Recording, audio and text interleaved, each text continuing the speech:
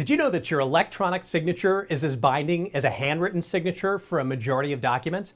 I'm the CyberGuy. You can follow me at cyberguy.com for all my tech updates. And while you're there, sign up for my the free newsletter.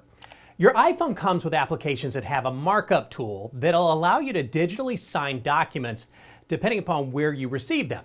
Number one, if you receive a document by email, you need to open the email app, then open the email.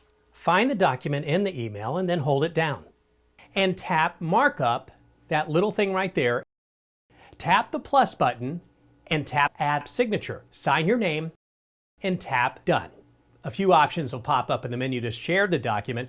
You can reply all, select a new message, or select to save to files.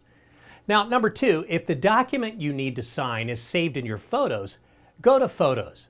Open the document or photo that you need to sign. Tap Edit, then hit the markup icon. Tap the plus button and tap Add Signature.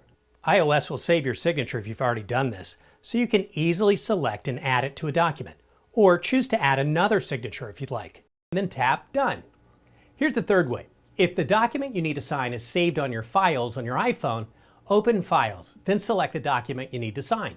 Hit the markup icon, then tap the plus button. Tap Add Signature, select and add your signature, then tap Done. Isn't it great not having to worry about finding a pen to sign an important document or running around getting a fax machine or then FedExing it to someone? All you need is right there at your fingertips. For all the latest tech tips, head to cyberguy.com and sign up for my free newsletter.